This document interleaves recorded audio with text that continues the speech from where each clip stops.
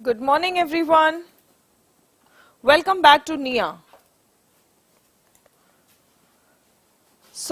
NIA पे हम news and editorial analysis करते हैं ताकि हम इंपॉर्टेंट न्यूज और एडिटोरियल के जरिए अपने वोकैबुलरी और कॉम्प्रिहेंशन स्किल्स को इम्प्रूव कर सकें.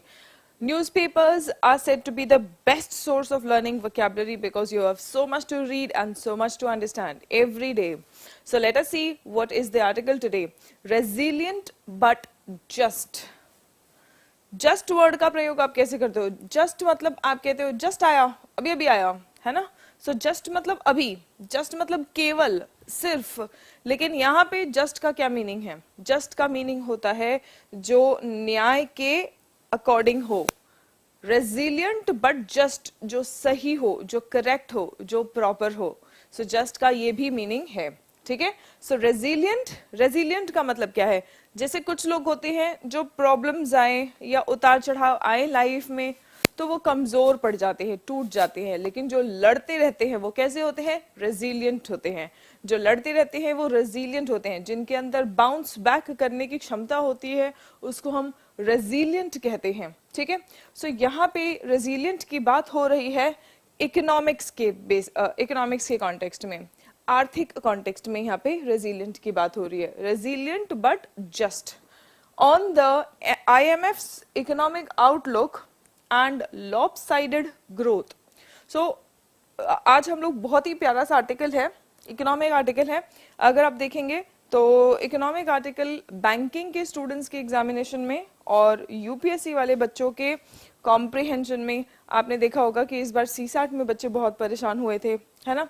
सो when you have the CSAT, आप सिर्फ इंग्लिश, सिर्फ कॉम्प्रिहेंशन, रीडिंग कॉम्प्रिहेंशन के बेसिस पे भी आप क्वालिफाइंग मार्क्स जो है वो आप लेके आ सकते हैं if you have good reading skills. ठीक है. नाउ आइए चलिए देखते हैं आज का सेशन. और आज के सेशन में हमारे पास बहुत प्यारी प्यारी, बहुत अच्छी वोकैबुलरी है सीखने के लिए. रेजिलियंट का मतलब क्या है? जो इजीली और क्विकली किसी भी शॉक, किसी भी इलनेस, किसी भी मुसीबत से, यानी कि किसी भी बुरी परिस्थिति से जो जल्दी रिकवर करके वापस आ जाए, जल्दी और आसानी से, इजीली और क्विकली, उसको हम क्या कहते हैं? रेजिलियंट कहते हैं. ये एक एडजेक्टिव है, एडजेक्टिव की तरह यूज होता है. हम इसको किसी भी पर्सन और थिंग की या कंडीशन की विशेषता बताने के लिए यूज कर सकते हैं. ठीक है. बोयंट, बोयंट मतलब स्ट्रॉन्ग, स्ट्रॉन्ग, सपल, ये सब इसके सिनोनिम्स है. एंटोनिम्स है ब्रिटल, फ्रेजाइल, जो आसानी से टूट जाए, है ना? He'll get over it. Young people are amazingly resilient. ये सेंटेंस क्या है? He'll get over it. Get over मतलब आप कहते हो ना, जब मान लो कोई रिलेशनशिप से अगर मतलब निकला है किसी खराब रिलेशनशिप से, टॉक्सिक रिलेशनशिप से, तो हम कहते हैं मूव ऑन कर जाओ, है ना? उसी की याद में खोए हुए देवदास बन गए तो तुम रेजिलियंट नहीं हो. लेकिन अगर तुम बाउंस बैक करते हो, मूव ऑन करते हो, सही हो और मूव ऑन करते हो, राइट? सो उसको कहते हैं get over. Get over means overcome. कोई भी प्रॉब्लम, कोई भी खराब कंडीशन है तो आप उससे बाहर निकल जाते हैं तो उसको कहते हैं गेट ओवर. तो यहाँ पे सेंटेंस है he'll get over it.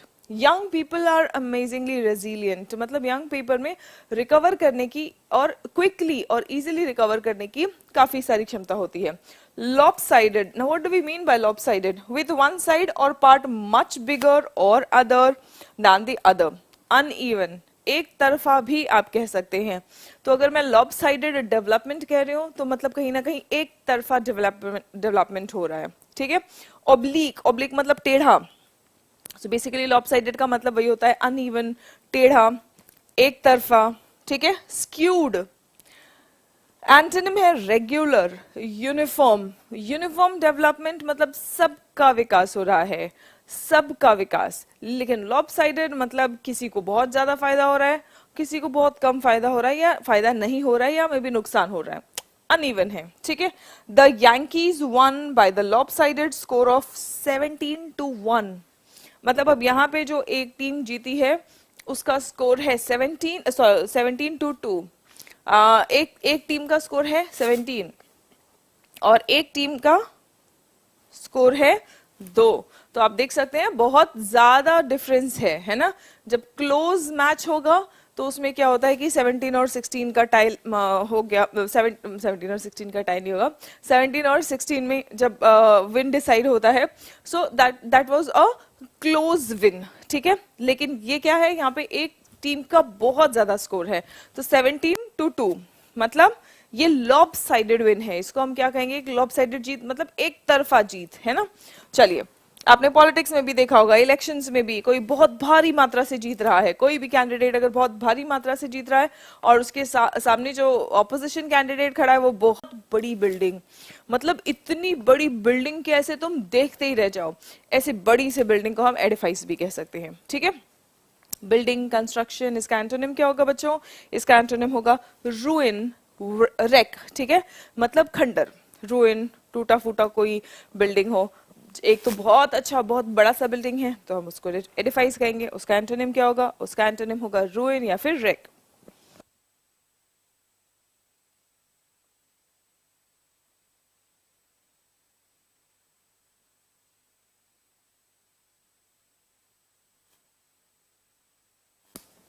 Right, then the next one is antonyms हमने देख लिया, सेंटेंस देखते हैं। It looks as if the whole political edifice of the country is about to collapse. मतलब ऐसा लग रहा है कि पूरा पॉलिटिकल एडिफाइस जो है कंट्री का वो कोलैप्स मतलब टूटने वाला है, गिरने वाला है, ठीक है। पोजिट्स, पोजिट का मतलब क्या होता है, अज्यूम करने, मान लेना, ठीक है। टू अज्यूम और suggest that it is true, पोजिट मान लेना। लड़के अक्सर कहते हैं ना, if a boy starts liking a girl, तो अपने दोस्तों को बोलता है कि मान ले वो तेरी भाभी है ना। तो मान लेना, राइट, अज्यूम करना। मैथ्स में आप बहुत सारी चीजें अज्यूम करते रहते हैं, assume X is equal to A, so assume करना, मान लेना कि वो सच है, उसको हम कहते हैं पोजिट, उसको हम क्या कहते हैं, पोजिट। टू अज्यूम और suggest that it is true, ठीक है। सिनोनिम, पोस्टुलेट या फिर प्री सपोज, पहले ही आप कोई भी चीज मान ले रहे हैं, ठीक है। एंटोनिम क्या है, नहीं मानते, रिजेक्ट कर दिया, ठीक है, रिजेक्ट और ignore. He posited that each planet moved in a perfect circle, उन्होंने पॉजिट किया कि हर प्लैनेट एक परफेक्ट सर्कल में मूव कर रहा है, इसका मतलब उन्होंने मान लिया कि प्लैनेट जो है एकदम बहुत ही ज्यादा परफेक्ट सर्कल में मूव कर रहा है। Floundering, what do we mean by floundering, to find it difficult to speak और एक्ट। फ्लाउंडरिंग का मतलब क्या होता है कि गड़बड़ करे, ठीक है, बात करने में या कुछ एक्शन करने में वो लड़खड़ाए, ठीक है, या मुश्किल फेस हो, फ्लाउंडर करना। जैसे फॉर एग्जांपल अभी मैं बहुत कॉन्फिडेंटली, बहुत अच्छे से, बहुत एनर्जेटिकली बात कर रही हूँ, लेकिन अगर मान लो तबियत खराब रहेगी तो मुझे बात करने में बहुत दिक्कत होगी, I will flounder to speak, to find it difficult to speak और act. To have a lot of problems and be in danger of failing completely, है ना। तो अगर बहुत ज्यादा प्रॉब्लम्स हो, फेल होने का बहुत ज्यादा खतरा हो, है ना, या फिर बात भी ना करो, एक्शन भी ना ले पाओ, लड़खड़ाओ, ठीक है, तो उसको हम कहेंगे फ्लाउंडर। डाइंग, लैंग्विशिंग, ठीक है। द नेक्स्ट वन, एंटोनिम क्या होगा इसका, successful, thriving. By the end of the year, the business was floundering. ठीक है, हम ये वर्ड कोई भी काम जो अच्छे से नहीं चल रहा है, लड़खड़ा रहा है, गड़बड़ हो रहा है, ठीक है, कोई भी पर्सन, कोई भी एक्शन, उसके लिए हम यूज कर सकते हैं floundering. So by the end of the year the business was floundering, end of the year तक बिजनेस कैसा चल रहा था, बिजनेस फ्लाउंडर कर रहा था, ठीक है। स्लम्पिंग, स्लम्प करना मतलब to fall suddenly and by a large amount. जैसे कोई ग्राफ है ना, तो ये ऐसे बढ़ रहा है, बढ़ रहा है, बढ़ रहा है, धीरे धीरे बढ़ते बढ़ते, है ना, ऐसे ऊपर की ओर जा रहा है और फिर अचानक से ऐसे नीचे गिर जाए अगर ग्राफ, ये तो तुम पहाड़ बोलोगे, रुको दूसरा ग्राफ बनाते हैं, और फिर बाद में ये स्टेबल हो गया, ठीक है, ये इंक्रीज नहीं हो रहा है, और लेकिन फिर भी हाई पे चल रहा है, और अचानक हाई पे चलते अचानक से जब प्राइस एकदम गिर जाए किसी चीज का, तो हम, और बहुत ज्यादा प्राइस गिरे, तो हम उसको क्या कहेंगे, फ्लाउंडर। जैसे टमाटर का ही प्राइस मान लो भाई 30 रुपए 40 रुपए के हिसाब से चल रहा था, अचानक से इसका दिमाग खराब हुआ, ये 100 के ऊपर चलने लगा, है ना, फिर 200 के भी ऊपर जाने लगा, 200 के लिए ग्राफ थोड़ा और ऊपर जाएगा, ठीक है। सो और फिर अचानक से फिर से 30-40 पे आ जाए, तो ये क्या है, स्लम्प। इस तरह से अगर प्राइस गिरता है तो हम उसको स्लम्प कहते हैं, ठीक है। So slumping means to fall suddenly and by a large amount. Now synonym इसका क्या होगा, collapse, crash, depreciation.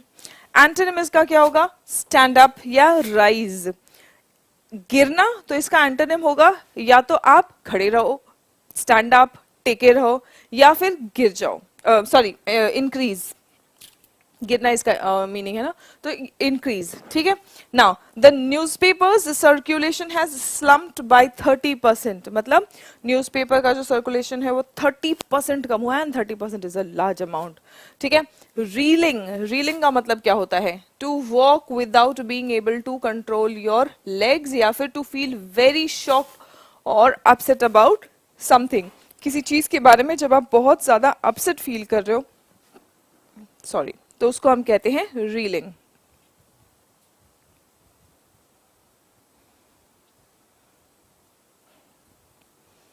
When you feel very upset about something, you call it reeling। ठीक है। जैसे फॉर एग्जाम्पल अभी जो हाल ही में मणिपुर कांड हुआ था, मणिपुर इंसिडेंट हुआ था, जहां 2 ट्राइबल वुमेन के साथ में बहुत ही ज्यादा हैवानियत भरा बर्ताव किया गया था। So the entire country was reeling, मतलब पूरा कंट्री उसके बारे में बहुत ज्यादा शॉक्ड फील कर रहा था, परेशान फील कर रहा था। ठीक है। स्टैगर, लर्च, इसका एंटोनिम क्या होगा? Steady, stable. ठीक है। When he opened his eyes, the room was reeling. Right? जब उसने आंखें खोली तो the room was reeling. To make or persuade somebody to do something. Induce, induce मतलब किसी को मना लेना, कुछ काम किसी से करवाना। इंड्यूस मतलब किसी से कोई काम करवाना। ठीक है। टू कॉज और प्रोड्यूस, परस्यूएड करना, कन्विंस करना, कैजोल करना। ठीक है। रिस्ट्रिक्ट, इम्पीड, या तो आप किसी को मना लेते हो कोई काम करने के लिए, या तो रुकावट पैदा करते हो। ये दोनों एंटोनिम्स हो गए, रिस्ट्रिक्ट या फिर इम्पीड। ठीक है। Nothing could induce him to change his mind, को कुछ भी उसको मतलब हम नहीं कर सकते थे कि वो अपना दिमाग बदले, मतलब उसने जो फैसला ले लिया तो ले लिया। ठीक है। नाउ डिटोरियोरेट वर्ब है। डिटोरियोरेट मतलब कोई बुरी कंडीशन है और खराब हो रही है, उसको हम कहते हैं डिटोरियोरेट। ठीक है। टू बिकम वर्स, रिमेंबर यहाँ पे ये वर्ड हम टू बिकम बैड नहीं कह रहे हैं, टू बिकम वर्स कह रहे हैं। ठीक है। मतलब अच्छे से बुरा, बुरे से बदतर। तो वो जो बुरे से बदतर होने वाला वर्ब है उसको हम कहते हैं डिटोरियोरेट। ठीक है। बदतर होना, डिग्रेड होना, डेप्रिशिएट होना। एंटोनिम्स क्या है? बेहतर होना। बदतर का एंटोनिम बेहतर, बेटर होना। ठीक है। एमेलियोरेट। The political tension is deteriorating into civil war. Right? The next one, concerted. Concert, आप कंसर्ट देखिए, कंसर्ट में क्या होता है कि कोई भी कैसे भी म्यूजिक बजा रहा होता है, या सब एक सिस्टम के अकॉर्डिंग, सब एक प्रॉपर ऑर्डर में चल रहे होते हैं। तो कंसर्टेड मतलब सबका डिसाइडेड होता है कि कब कौन सा म्यूजिक बजेगा, कैसे बजेगा, है ना। So done by a group of people working together. ठीक है। सो बहुत सारे लोग एक साथ में काम कर रहे होते हैं और प्लान्ड मैनर में काम कर रहे होते हैं, दैट्स कॉल्ड कंसर्टेड, संगठित। ठीक है। कलेक्टिव या कोलैबोरेटिव। एंटोनिम क्या होगा? सिंगल या फिर individual. We must all make a concerted effort to finish to work on time, मतलब हम लोगों को एक कंसर्टेड एफर्ट मतलब कलेक्टिव एफर्ट और प्लान्ड एफर्ट बनाना पड़ेगा ताकि हम अपना काम टाइम पर फिनिश करें। The next one, now this is an idiom, in the wake of. In the wake of का मतलब क्या होता है?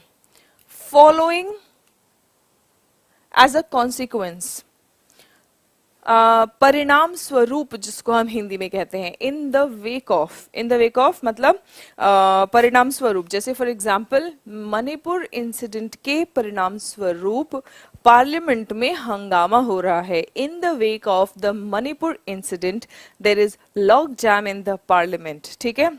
So I hope you've got the meaning as well as the use of this sentence. In the wake of मतलब किसी action, किसी घटना, किसी सिचुएशन के परिणाम स्वरूप। ठीक है। So following someone or something especially as a consequence. We had no place to live in the wake of the fire. Fire की वजह से, फायर आग के परिणाम स्वरूप हमारे पास कोई जगह ही नहीं थी रहने के लिए। in the wake of floods, the mountainous regions have receded in development. In the wake of the floods, कहते हैं कि जहां जहां पर पानी भरा था, जहां जहां पर भी फ्लड्स आया है, वो सारे रीजन्स में डेवलपमेंट एक साल पीछे हो गया है. आउट ऑफ द वुड्स, यहाँ पे वुड्स का मतलब क्या है? अब वुड को आप समझेंगे, सिर्फ वुड कहेंगे तो इसका मतलब होता है लकड़ी, लेकिन जब हम वुड्स कहते हैं तो इसका मतलब होता है जंगल.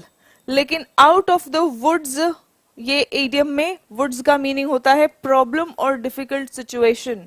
सो आउट ऑफ द वुड्स मतलब आउट ऑफ डिफिकल्ट सिचुएशन और problem. To no longer be in danger और डिफिकल्टी. आउट ऑफ डेंजर मतलब आप यहाँ पे द वर्ड्स डेंजर समझेंगे. सो आउट ऑफ डेंजर मतलब मुश्किल से या कठिन परिस्थिति से बाहर. इट्स टू सून टू से. टू सून मतलब अभी बहुत जल्दी है कहने के लिए. If either airline is out of the words yet, कि एयरलाइन जो है, एयरलाइन में जैसे आपने देखा किंगफिशर और जेट एयरवेज, हमारे सामने कई सारे एयरलाइंस का केसेस आ गया जहाँ पे एयरलाइंस में फंड्स की प्रॉब्लम की वजह से वो लॉस में जा रहे थे, मतलब वो एयरलाइंस प्रॉब्लम में है. ठीक है, तो अभी कहना बहुत जल्दी होगा कि एयरलाइंस प्रॉब्लम से बाहर हो गया, मतलब अभी नहीं कह सकते पक्का कंफर्म रूप से कि ये प्रॉब्लम से बाहर हो गया है. It is too soon to say that the airlines is out of the woods. ठीक है, cloud the horizon. Cloud the horizon का मतलब क्या है? The problem that could appear in the future. Horizon, horizon किसको कहते हैं हम?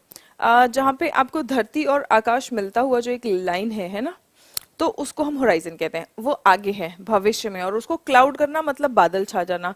और हम बादल छाने को प्रॉब्लम से हम समझते हैं कि इट इज अ प्रॉब्लम.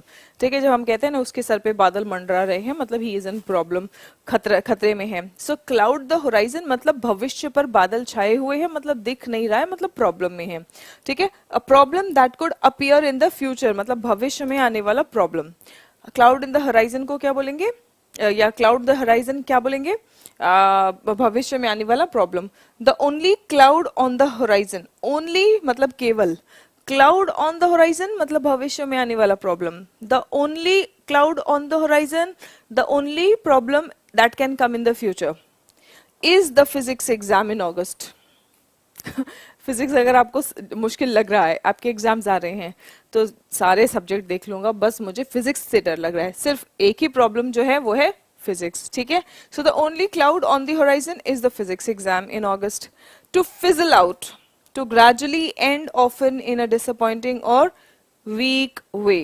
ठीक है, to fizzle out मतलब खत्म हो जाना और बहुत कमजोर या खराब तरीके से खत्म हो जाना. to gradually end often in a disappointing और weak way, किसी कमजोर तरीके से या निराशाजनक तरीके से कोई चीज खत्म हो जाती है तो हम उसको कहते हैं fizzle out. ठीक है, the threatened revolt just fizzled out. threatened revolt मतलब, रिवोल्ट मतलब विद्रोह, थ्रेटेंड रिवोल्ट मतलब धमकी दिया जा रहा था कि हम विद्रोह करेंगे. ठीक है, लेकिन वो जो विद्रोह हुआ तो वो बड़ी ही निराशाजनक तरीके से खत्म हो गया, ऐसे जैसे हवा निकल जाना. ठीक है, that's called fizzle out. Okay, now stand off. Stand off का मतलब क्या होता है? To keep from advancing, repel.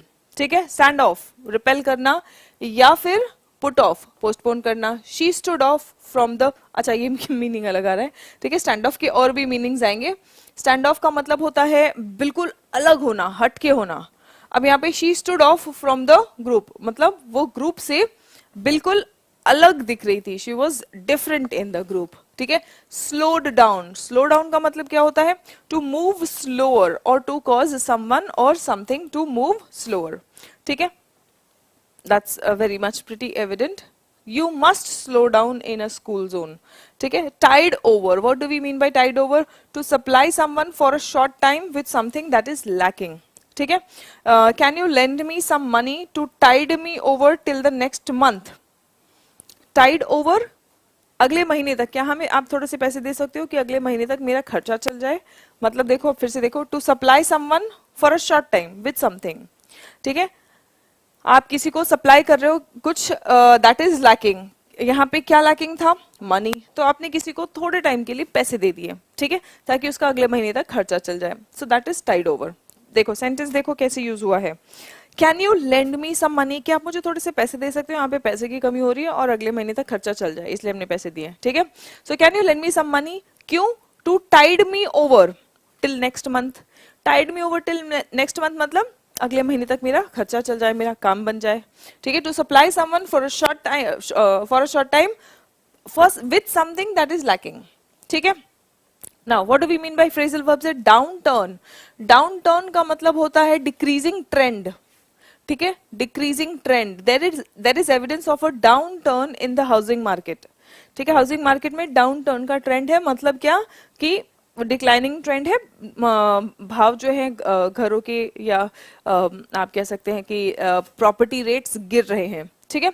Push up, to make someone और समथिंग, और आज की वोकैबुलरी स्पेशली वो वोकैबुलरी है जो आपको इकोनॉमिक आर्टिकल्स में देखने मिलेगा, to make something higher in level और अमाउंट, पुश अप मतलब इंक्रीज करना बेसिकली, ठीक है। The increase in the price of raw materials has pushed up our costs, कि भाई जो रॉ मटेरियल्स का प्राइस है ना उसकी वजह से हमारा कॉस्ट जो है, हमारी लागत है वो बढ़ गई है, ठीक है। Slide into to enter into some situation in an effortless और इनकॉन्स्पिक्यूअस मैनर, स्लाइड मतलब फिसल जाना, ठीक है। तो स्लाइड इनटू मतलब आप जैसे कोई इंसान फिसलता है तो फिसलने में बहुत ज्यादा मेहनत या कोई टेक्निक नहीं लगता ना, ऐसे सब गिर जाता है बस, है ना। तो स्लाइड इनटू मतलब to enter into some situation, किसी परिस्थिति में आप एंटर कर जाते हो और बिल्कुल एफर्टलेस तरीके से, इनकॉन्स्पिक्यूअस मैनर से, बहुत इजीली और एकदम आसानी से उसी मुसीबत में आप या उसी सिचुएशन में आप चले गए, तो उसको हम कहते हैं स्लाइड इनटू, कि पता भी नहीं चला, ठीक है। जैसे फॉर एग्जाम्पल हम अक्सर कहते हैं कि the person slid into depression, है ना। तो जब कोई इंसान दुखी होता है, परेशान होता है और वो डिप्रेशन में जा रहा होता है तो उसको खुद नहीं पता चलता कि वो डिप्रेशन में जा रहा है, ठीक है। तो बहुत इजीली और बिल्कुल इनकॉन्स्पिक्यूअस तरीके से, मतलब पता भी ना चले, ऐसे तरीके से वो उस परिस्थिति में चला जाता है। ही स्लिड इनटू डिप्रेशन, ठीक है। She slid into the booth beside us, अब यहाँ पे देखो सिचुएशन या कोई जगह भी हो सकती है, तो हमारे बाजू में एक बूथ था, वहां पे वो चुपचाप आ गई, पता भी नहीं चला हमें, ठीक है। She slid into the booth